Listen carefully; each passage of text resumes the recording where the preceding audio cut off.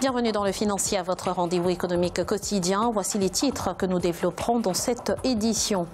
Lancement d'une opération de recouvrement spécial des recettes de l'État auprès des sociétés forestières dont les manœuvres frauduleuses coûtent cher à l'État congolais.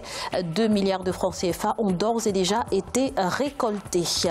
Les voyants sont au vert pour l'économie béninoise. Les autorités tablent sur une croissance de 7,6% pour l'année 2019. Grâce notamment à une amélioration de la production cotonnière. Et puis, nous ferons le point en fin d'édition sur l'évolution des marchés boursiers du continent.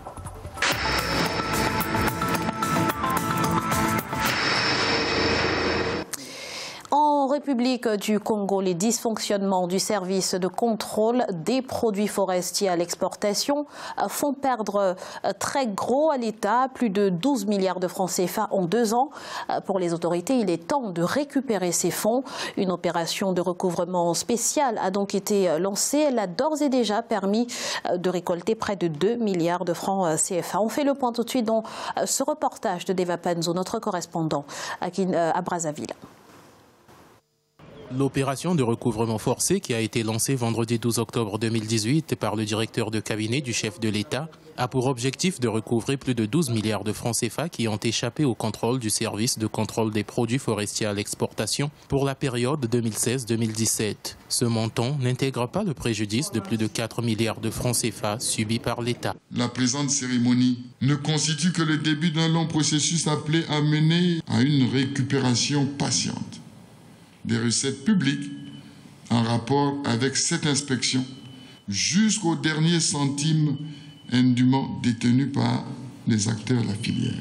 Les premiers recouvrements effectués par l'inspection générale d'État ont permis au Trésor public d'encaisser des chèques d'une valeur de plus de 2 milliards de francs CFA. Le secteur forestier, qui contribue de 5% au produit intérieur brut, se trouve concerné parmi les secteurs les plus touchés. Mais selon les experts, cette opération doit s'étendre à d'autres secteurs. Il est d'une grande importance que l'État puisse prendre toutes les mesures nécessaires afin d'améliorer le recouvrement des recettes publiques. Les recettes forestières, c'est un des éléments, mais il y a les recettes douanières, les recettes fiscales, il y a un certain nombre de recettes sur lesquelles l'État doit faire preuve de plus de vigilance. Notons qu'une commission avait été immédiatement mise en place en juin 2018 par le cabinet du président de la République afin d'apporter des éclairages sur les informations révélatrices de sérieux dysfonctionnements au service de contrôle des produits forestiers à l'exportation.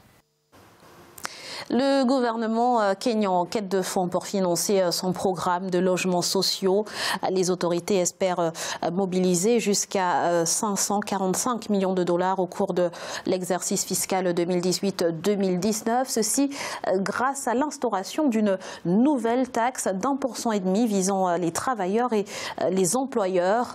L'État prévoit en effet la construction de plus de 500 000 logements sociaux dans le pays d'ici 2022, dont chaque unité a un coût estimatif de 23 000 dollars. Hormis la construction de ces logements sociaux, le gouvernement envisage la mise en place de prêts bancaires abordables afin de permettre aux couches les plus vulnérables d'avoir facilement accès à une habitation. 7,6%, c'est le taux de croissance auquel devrait s'établir l'économie béninoise pour l'année 2019 contre 6,8% en 2018. Une performance qui sera notamment portée par le programme des dépenses publiques d'investissement, mais qui toutefois reste vulnérable aux caprices du climat sur l'agriculture et sa dépendance vis-à-vis de l'économie nigériane. Explication dans ce sujet de la rédaction.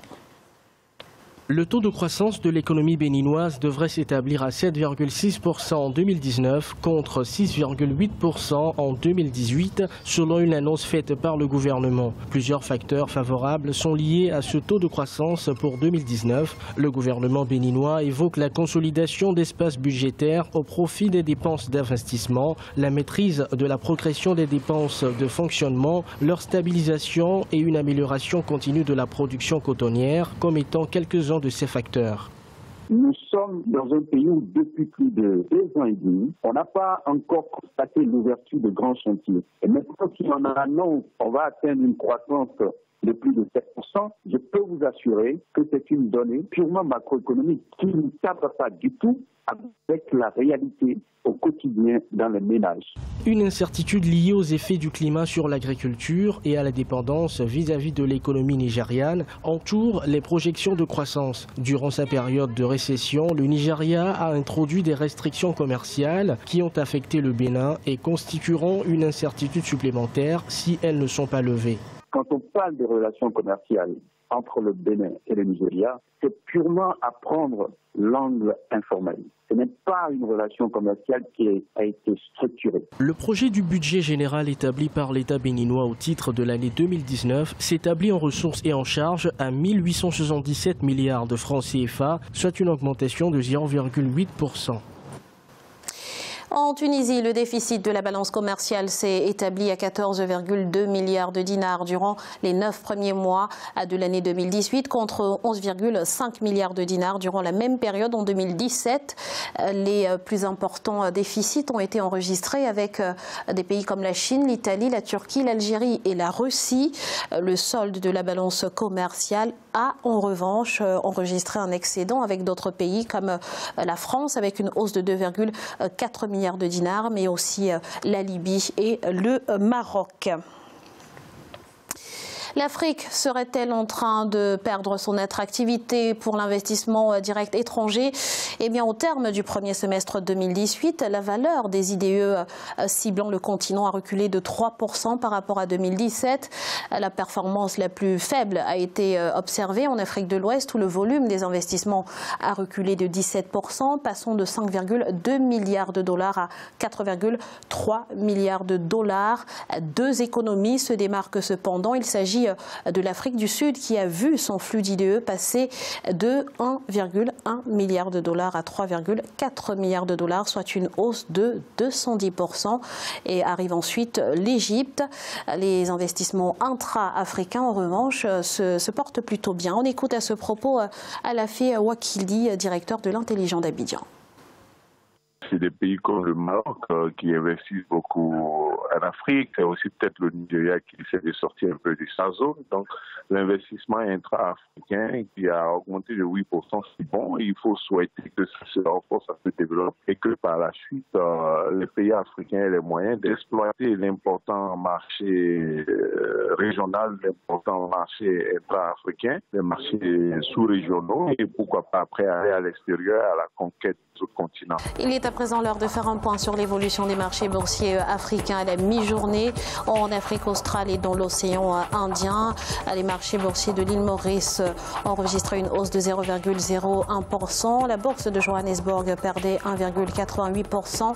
L'indice de Nairobi chutait de 1,72% et la bourse du Botswana enregistrait une hausse de 0,06%. En Afrique de l'Ouest et centrale, la BRVM d'Abidjan perdait 0,11%. La bourse nigériane perdait également 0,13% et du rouge au Ghana aussi avec une baisse de 1,01%. En Afrique du Nord, enfin, la bourse marocaine enregistrait une baisse de 0,09%. La bourse égyptienne perdait 0,12% et l'indice tunisien était en baisse de 0,23%. C'est à présent la fin de cette édition du Financial. Nous vous remercions pour votre fidélité. On se retrouve très vite pour un nouveau rendez-vous de l'économie sur Africa 24.